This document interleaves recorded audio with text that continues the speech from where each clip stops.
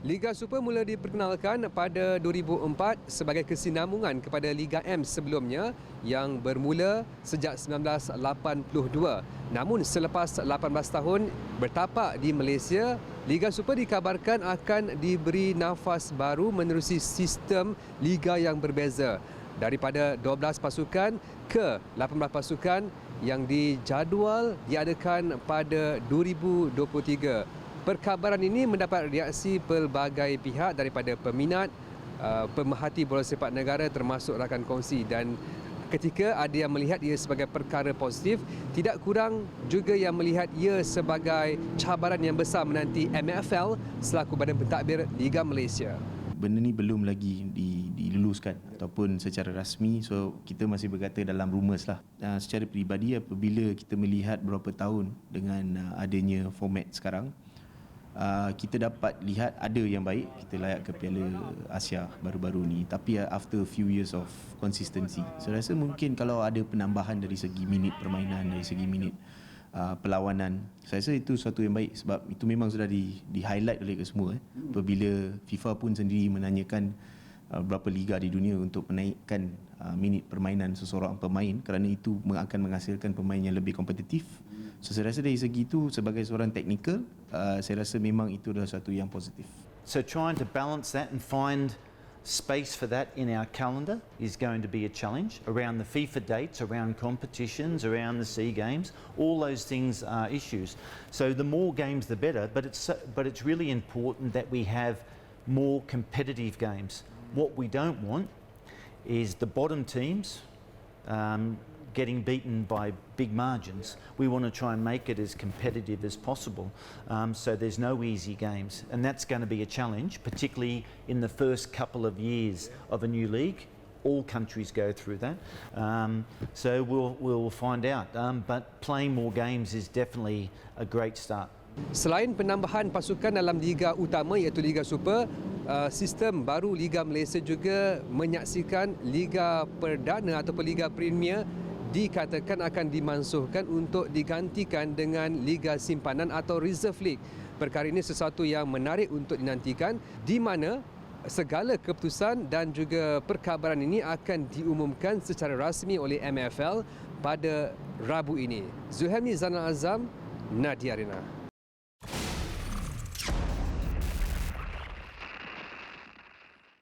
Okey, so sekarang ni kita bersama dengan tuan punya laporan tadi, Zulhelmi Zainal Azam. Zul, tadi dalam laporan Zul ada mention bahawa ada penambahan pasukan dalam Liga Super. So secara totalnya Zul, ada berapa pasukan sebenarnya yang akan beraksi dalam Liga Super, Zul? Okey, belum ada keputusan atau pengasahan rasmi berhubung perkara ini, tetapi kita dikabarkan daripada 12 akan menjadi 18 pasukan, di mana kalau kita tahu untuk kedudukan Liga Super sekarang ini ada sebanyak 12 pasukan. Jadi selebihnya akan diambil daripada pasukan ataupun dari Liga Perdana yang membabitkan sebanyak 6 pasukan. Tetapi kalau mengambil kira pasukan yang ada dalam Liga Perdana setakat ini adalah 10 pasukan. Kita tolak pasukan feeder club iaitu 3 pasukan setakat ini, Terengganu FC 2, Selangor FC 2 dan juga pasukan JDT 2. Jadi ketika ini ada sebanyak 7 ataupun lebih kurang 7 pasukan.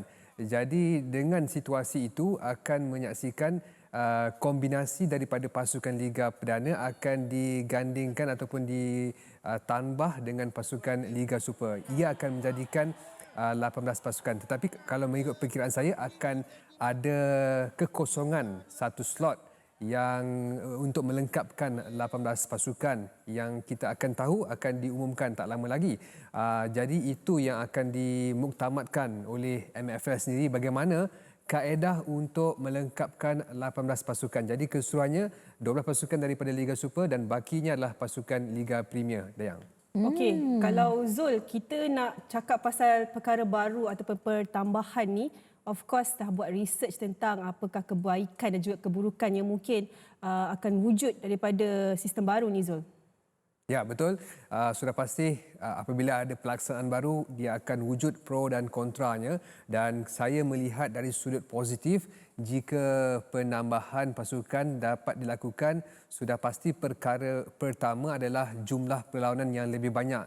Jumlah perlawanan yang lebih banyak ini cukup dinantikan bukan sahaja pemain, malah penonton, kerana mereka akan lebih berpeluang menyaksikan lebih banyak perlawanan untuk aksi pasukan kesayangan mereka, dan secara tidak langsung akan menambah kualiti dan juga meningkatkan tahap prestasi pemain apabila lebih banyak permainan ataupun lebih banyak minit permainan akan diperoleh oleh setiap pemain yang ada dalam Liga Malaysia ketika ini. Kalau kita mengambil contoh untuk musim ini ataupun musim terdahulu, pasukan hanya beraksi sebanyak 22 perlawanan, dan selepas ini apabila melibatkan 18 pasukan, setiap pasukan akan beraksi 34 perlawanan, maka puratanya pemain akan beraksi lebih daripada minit permainan yang ada sekarang, dan itu akan memberi kesan yang baik kepada skuad kebangsaan.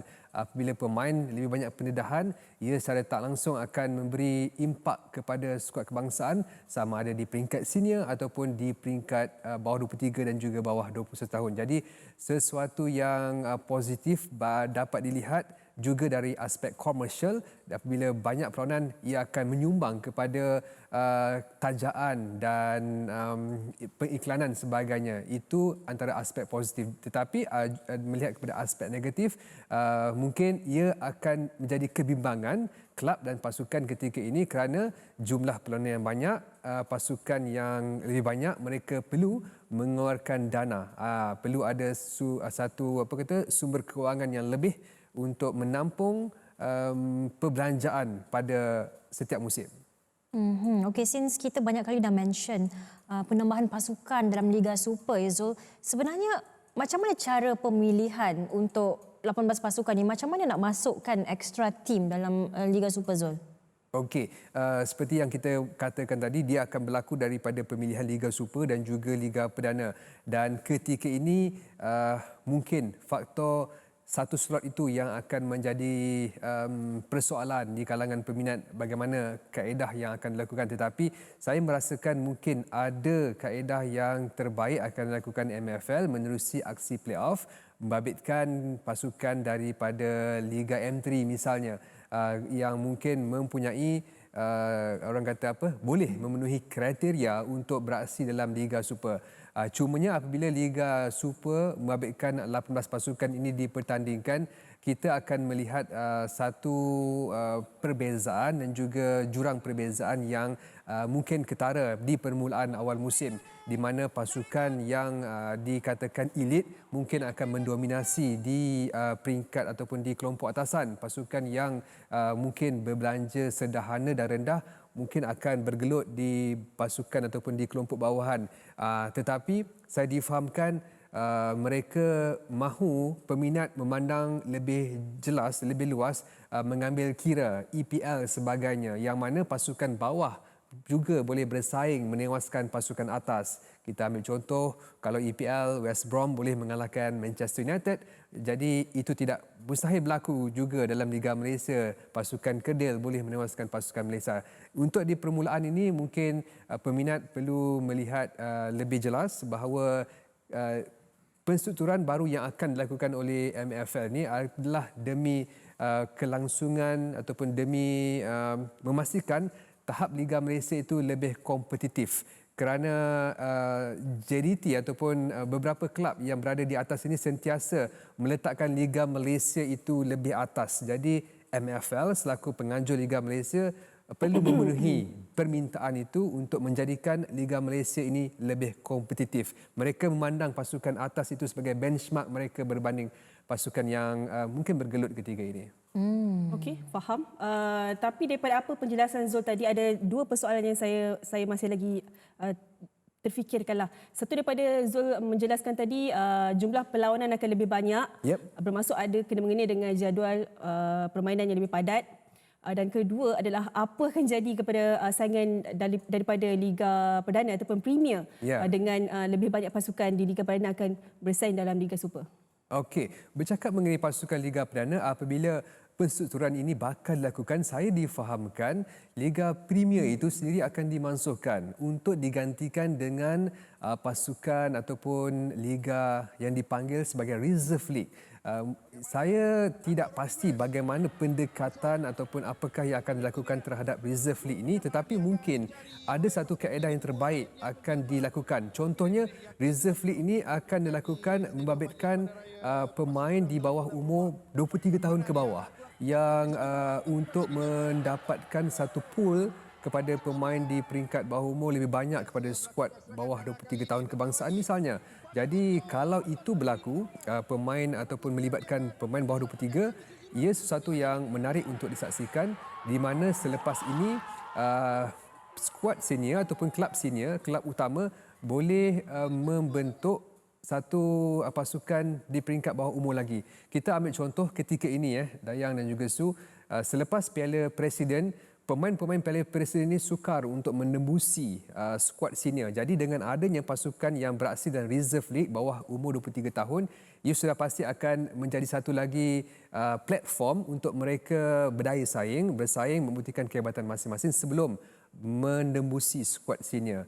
Jadi Reserve League ni saya difahamkan adalah satu liga yang baru akan ditubuhkan untuk menggantikan Liga Premier yang kita tahu telah menempatkan pasukan feeder club. Ramai yang komplain ketika ini beberapa pasukan yang tidak mempunyai pasukan feeder club kerana mereka tidak mempunyai pemain yang boleh menggantikan skuad senior. Jadi kewujudan Reserve League itu sendiri akan mengimbangi semua pasukan untuk mereka mempunyai pasukan simpanan.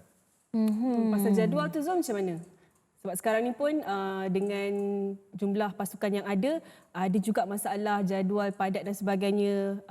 Jadi perkara itu mungkin akan sedikit sebanyak mengganggulah.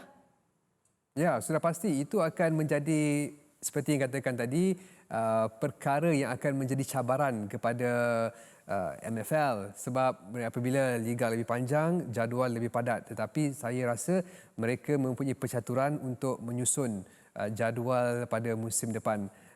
Dan bercakap mengenai perkara itu, banyak lagi perkara yang saya difahamkan akan diperincikan oleh MFL sendiri berkenaan dengan sistem baru Liga Malaysia. Bukan sahaja membabitkan jumlah pasukan, tetapi saya difahamkan ia juga melibatkan peraturan pertandingan itu sendiri, membabitkan seperti kuota pemain import, seperti jumlah pemain yang dibenarkan beraksi ataupun bermain di atas padang, bukan saja membabitkan pasukan Liga Super, malah ia juga melibatkan pasukan Reserve League, di mana kemungkinan kalau kita nak bercakap mengenai Liga Reserve League, pemain tidak semestinya dalam satu pasukan itu boleh melibatkan pemain di bawah 23 tahun saja, tetapi mungkin dibenarkan pemain yang berada di pasukan atas, sama ada import ataupun tempatan, beraksi dalam Reserve League.